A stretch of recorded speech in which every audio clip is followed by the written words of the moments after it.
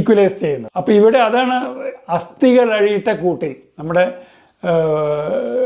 Rib cage ഉണ്ടല്ലോ, എല്ലുകൾ, അതാണ് അതിൻ്റെ ഉള്ളിലാണല്ലോ ഹൃദയം നിൽക്കുന്നത്. അതാണ് അസ്ഥികൾ അഴിയിട്ട കൂട്ടിൽ. പിന്നെ അന്തരംഗ കുളിർക്കൂട്ടിൽ, അതായത് അന്തരംഗം മനസ്സിൻ്റെ ഉള്ളിൽ കുളിർക്കൂട്ടിൽ, വളരെ ശാന്തിയും സമാധാനവുമുള്ള ആ സ്ഥലം, അതാണ് മനസ്സ്. പുറമെ എന്തെല്ലാം ലഹള ഉണ്ടായാലും നമുക്ക് നമ്മുടെ മനസ്സിനെ വളരെ ശാന്തിയുള്ള സ്ഥലമാക്കി മാറ്റാൻ സാധിക്കും. എക്സ്റ്റേണൽ സർക്കംസ്റ്റൻസസ് എന്തു തന്നെ ആയിക്കോട്ടെ.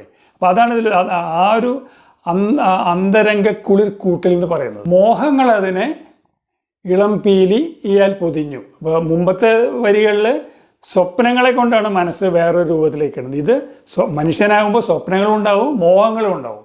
ഇത് ഓരോ വന്യമായ മോഹങ്ങൾ അതിനെ നന്നായിട്ട്, മനസ്സിനെ നന്നായിട്ട് പൊതിഞ്ഞ് സൂക്ഷിച്ചിരിക്കുന്നു. നന്നായിട്ട് പൊതിഞ്ഞിട്ട് എന്താക്കി?